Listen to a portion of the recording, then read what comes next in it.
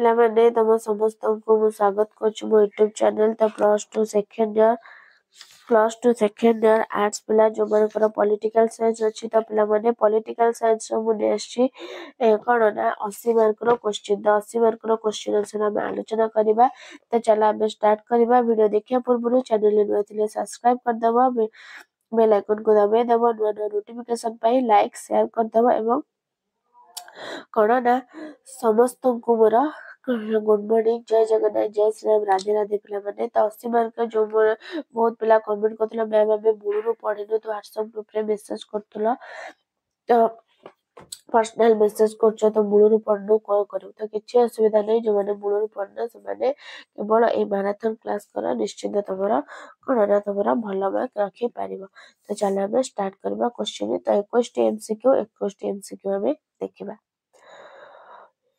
ହିସାବ ରକ୍ଷକ ଓ ମହାସମୀକ୍ଷକଙ୍କୁ ଡ୍ୟାଶ ନିଯୁକ୍ତି ଦେଇଥାନ୍ତି। କିଏ ନିଯୁକ୍ତି ଦେଇଥାନ୍ତି? ପ୍ରଧାନମନ୍ତ୍ରୀ, ଅର୍ଥମନ୍ତ୍ରୀ, ରାଷ୍ଟ୍ରପତି, ମୁଖ୍ୟ ବିଚାରପତି। କିଏ ନିଯୁକ୍ତି ଦେଇଥାନ୍ତି? ନା ରାଷ୍ଟ୍ରପତି। ହିସାବ ରକ୍ଷକ ଓ ମହାସମୀକ୍ଷକଙ୍କୁ କିଏ ନା ରାଷ୍ଟ୍ରପତି ନିଯୁକ୍ତି ଦେଇଥାନ୍ତି। ନେକ୍ସଟ, କେଉଁ ମସିହାରେ ଭୋପାଳର ବେଗମ ନିକ୍ଲି ଭାରତ ମୁସଲିମ ମହିଳା ସମ୍ମିଳନୀ ଗଠନ କରିଥିଲେ? 1856, 1890, 1905, 1916। କ'ଣ ହବ ନା 1916 ମସିହାରେ। ନେକ୍ସଟ, ଯୁଗ୍ମ ତାଲିକାରେ ଡ୍ୟାଶଟି ବିଷୟ ଅଛି। ଯୁଗ୍ମ ତାଲିକାରେ କେତୋଟି ବିଷୟ ଅଛି? 52, 53, 50, 51। କେତୋଟି? ଯୁଗ୍ମ ତାଲିକାରେ 52 ଗୋଟି ବିଷୟ ରହିଛି। ନେକ୍ସଟ, ଯୁଗ୍ମ ତାଲିକାଭୁକ୍ତ ବିଷୟ ଉପରେ ପ୍ରଣୀତ କେନ୍ଦ୍ର ଓ ରାଜ୍ୟ ଆଇନ ମଧ୍ୟରେ ସଂଘର୍ଷ ହେଲେ ଡ୍ୟାଶ ଆଇନ ବଳବତ୍ତର ରହେ। ତ ଯୁଗ୍ମ ତାଲିକାଭୁକ୍ତ ବିଷୟ ଉପରେ ଯଦି କେନ୍ଦ୍ର ରାଜ୍ୟ ସଂଘର୍ଷ ହେବେ କେବଳ କେନ୍ଦ୍ର ଆଇନ ହିଁ ସେ କ'ଣ ବଳବତ୍ତର ହୋଇ ରହିବ। କି ନା କେବଳ କେନ୍ଦ୍ର ଆଇନ।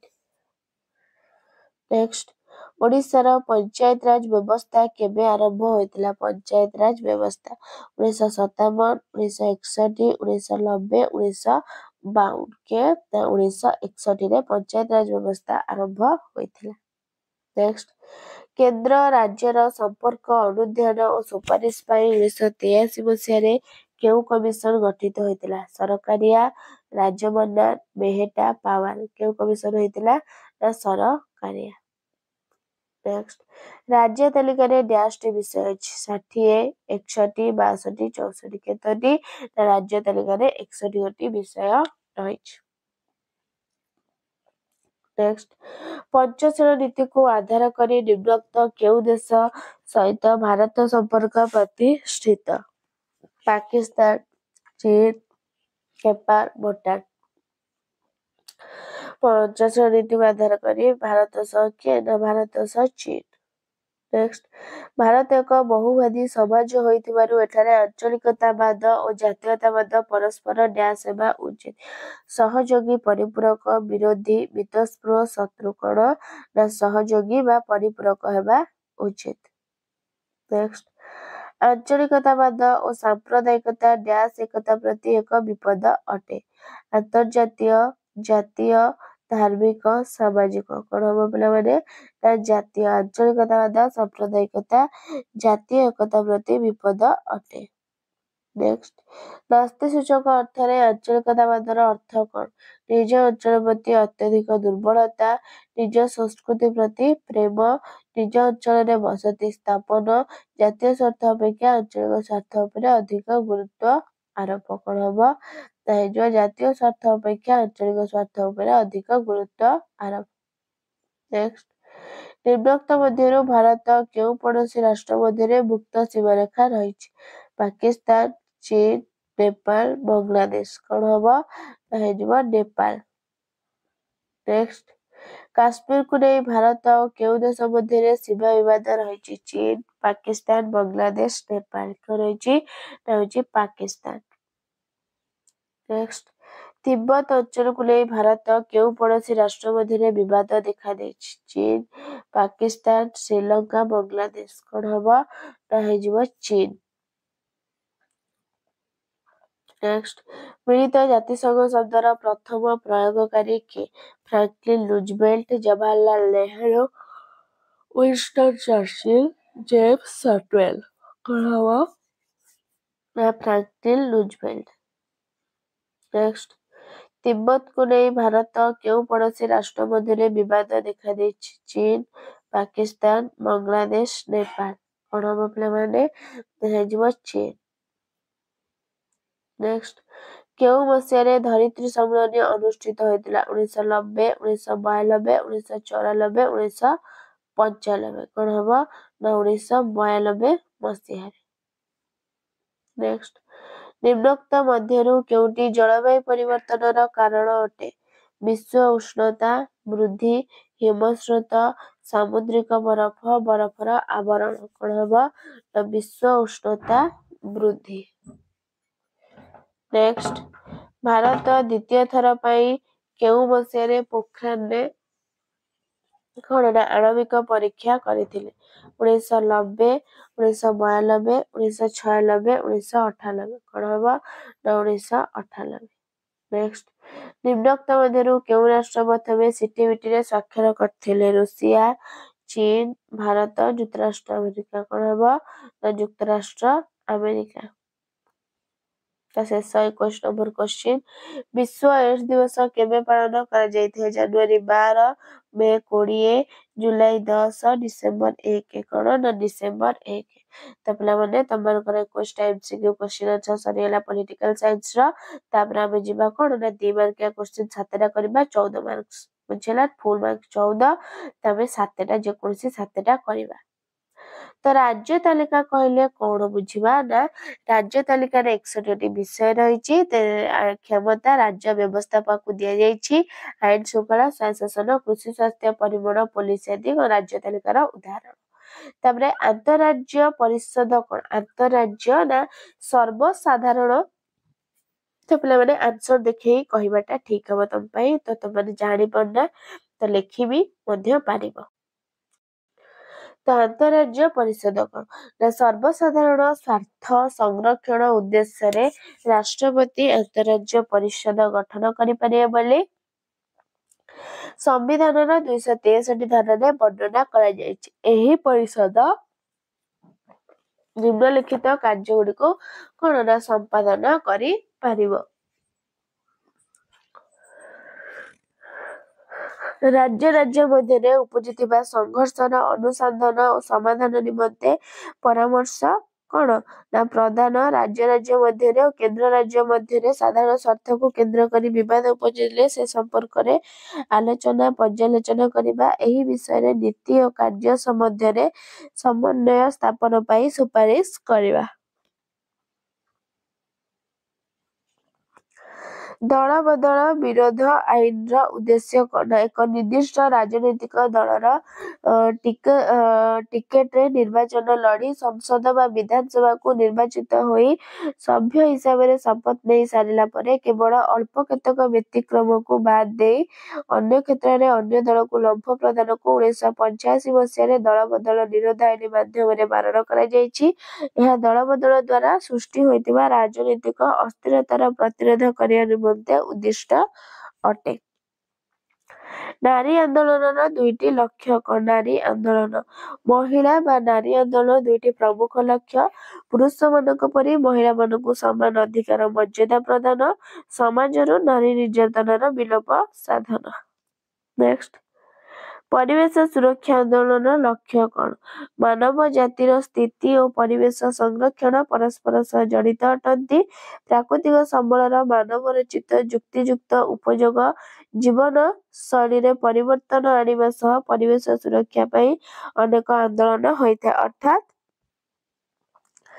ଅର୍ଥାତ୍ କଣ ନା ଧାରଣୀୟ ବିକାଶ ହେଉଛି କଣ ନା ଏହି ଆନ୍ଦୋଳନ ଲକ୍ଷ୍ୟ। ନେକ୍ସଟ, ବିସ୍ଥାପନ ବହୁତ ଗୁରୁତ୍ୱପୂର୍ଣ୍ଣ କ୍ୱେଶ୍ଚିନ୍। ବିସ୍ଥାପନ ପିଲାମାନେ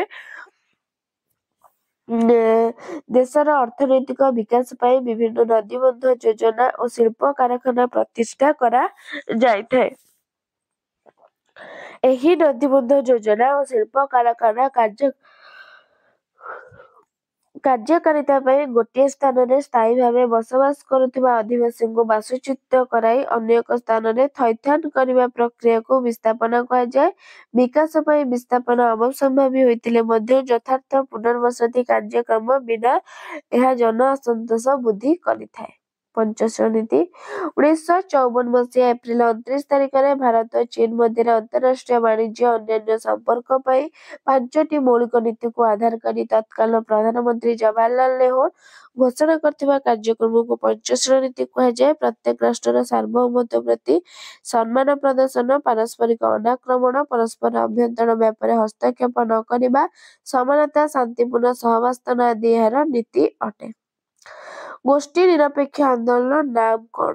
ନା ଦ୍ୱିତୀୟ ବିଶ୍ୱଯୁଦ୍ଧ ପରେ ପୃଥିବୀର ଦୁଇ ମହାନ ଶକ୍ତି ଯୁକ୍ତରାଷ୍ଟ୍ର ଆମେରିକା ଓ ସୋଭିଏତ ସଂଘ ନେତୃତ୍ୱରେ ଗଠିତ ସାମରିକ ମେଣ୍ଟ ମଧ୍ୟରେ ଶୀତଳ ଯୁଦ୍ଧ ଆରମ୍ଭ ହୋଇଥିଲା। ଏହି ଶୀତଳ ଯୁଦ୍ଧରୁ ଦୂରେଇ ରହିବା ପାଇଁ ଭାରତ ନେତୃତ୍ୱରେ ଏସିଆ ଓ ଆଫ୍ରିକାର ନୂତନ ଭାବେ ସ୍ୱାଧୀନତା ଲାଭ କରିଥିବା ରାଷ୍ଟ୍ରମାନେ ବିଶ୍ୱଶାନ୍ତି ଓ ସହଯୋଗ ଲକ୍ଷ୍ୟରେ ପ୍ରତିଷ୍ଠା କରିଥିବା ମେଣ୍ଟ ଗୋଷ୍ଠୀ ନିରପେକ୍ଷ ଆନ୍ଦୋଳନ ଆରମ୍ଭ କରିଥିଲେ। ନେକ୍ସଟ, ନିରାପତ୍ତା ପରିଷଦର ଗଠନ ସମ୍ବନ୍ଧରେ ଟିପ୍ପଣୀ।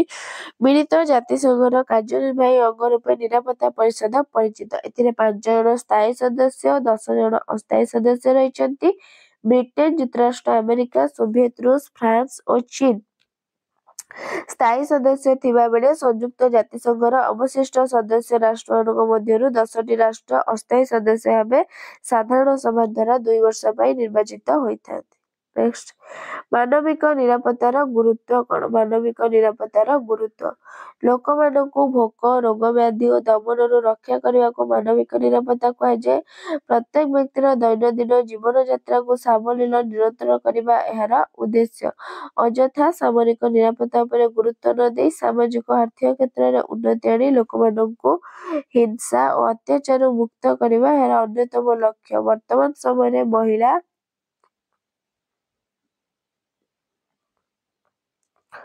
ଓ ସଂଖ୍ୟାଲଘୁଙ୍କ ସୁରକ୍ଷା ସହ ସ୍ୱାସ୍ଥ୍ୟ ସୁରକ୍ଷା, ଗୋଷ୍ଠୀ ସୁରକ୍ଷା ଆଦି ନାନା ବିଷୟବସ୍ତୁକୁ ଏହାର ପରିସରଭୁକ୍ତ କରାଯାଇଛି।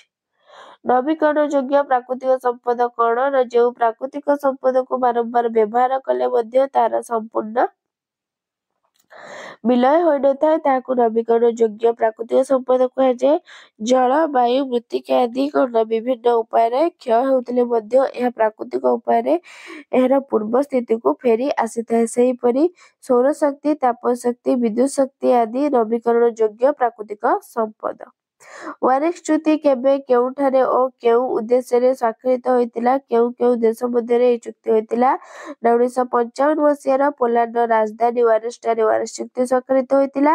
ଯୁକ୍ତରାଷ୍ଟ୍ର ଆମେରିକା ସାମରିକ ମେଣ୍ଟ ଗଠନ ବିରୁଦ୍ଧରେ ଏହି ମେଣ୍ଟ ଗଠନ କରାଯାଇଥିଲା। Soviet Russia, Poland, Hungary, Romania, Bulgaria, Albania, Czechoslovakia ଓ ଜର୍ମାନ ଗଣତାନ୍ତ୍ରିକ ସାଧାରଣତନ୍ତ୍ର ବା ପୂର୍ବ ଜର୍ମାନୀ ମଧ୍ୟରେ ଏହି ଚୁକ୍ତି ହୋଇଥିଲା। ତାପରେ ଆସିଲା କଣ? ନା 3 ମାର୍କିଆ କୋଶ୍ଚିନ୍। ଗ୍ରାମ ପଞ୍ଚାୟତ କିପରି ଗଠିତ ହୁଏ? ପିଲାମାନେ ଦେଖ, ଗ୍ରାମ ପଞ୍ଚାୟତ ନା ଗ୍ରାମ ପଞ୍ଚାୟତ ହେଉଛି ପଞ୍ଚାୟତ ରାଜ ବ୍ୟବସ୍ଥାର ସର୍ବନିମ୍ନ ସୋପାନ। ସାଧାରଣତଃ 2000ରୁ 6000 ଜନସଂଖ୍ୟା ବିଶିଷ୍ଟ ଏକ ବା ଏକାଧିକ ଗ୍ରାମକୁ ନେଇ ଗୋଟିଏ ଗ୍ରାମ ପଞ୍ଚାୟତ ଗଠିତ ହୋଇଥାଏ। ଗୋଟିଏ ଗ୍ରାମ ପଞ୍ଚାୟତକୁ କେତେଗୁଡ଼ିଏ ୱାର୍ଡରେ ବିଭକ୍ତ କରାଯାଇଥାଏ।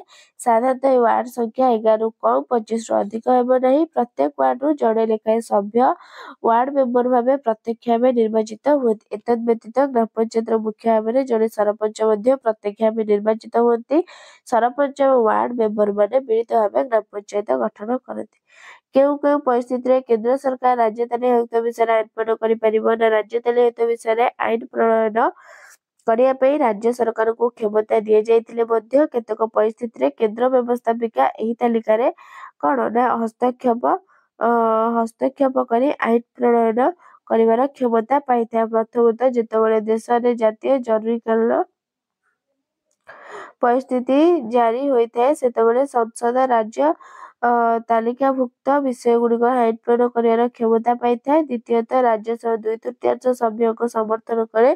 ଯଦି ପ୍ରସ୍ତାବ ନା ଗ୍ରହଣ କରେ ଯେ ଜାତୀୟ ସ୍ୱାର୍ଥ ଦୃଷ୍ଟିରୁ ସଂସଦ ରାଜ୍ୟ ତାଲିକାଭୁକ୍ତ କୌଣସି ବିଷୟରେ ଆଇନ ପ୍ରଣୟନ କରିବା ଉଚିତ, ତେବେ ସଂସଦ ସେହି ବିଷୟରେ ଆଇନ ପ୍ରଣୟନ କରିଥାଏ। ତୃତୀୟତଃ, ଯଦି 2 ବା ତତୋଧିକ ରାଜ୍ୟ ସ୍ୱେଚ୍ଛାକୃତ ଭାବେ ସେମାନଙ୍କ ବିଧାନମଣ୍ଡଳରେ ଏକ ପ୍ରସ୍ତାବ ଗ୍ରହଣ କରି ରାଜ୍ୟ ତାଲିକାଭୁକ୍ତ ବିଷୟରେ ଆଇନ ପ୍ରଣୟନ କରିବାକୁ ସଂସଦ ଅନୁରୋଧ କରନ୍ତି, ତାହେଲେ ସଂସଦ ଆଇନ ପ୍ରଣୟନ କରିପାରିବ।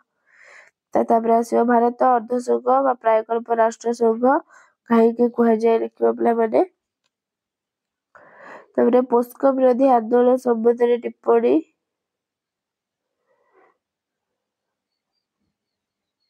ତାପରେ ବିସ୍ଥାପନ ବିରୋଧୀ ଆନ୍ଦୋଳନ ଆଭିମୁଖ୍ୟ।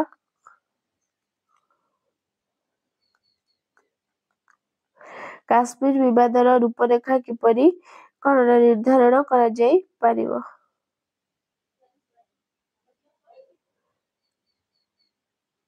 ତାସ୍କେଣ୍ଟ ରାଜିନାମାର ବିଶେଷତ୍ୱ, ସମସ୍ତ ରାଷ୍ଟ୍ରସଂଘର ସନଦ ବିଷୟରେ ସୂଚନା।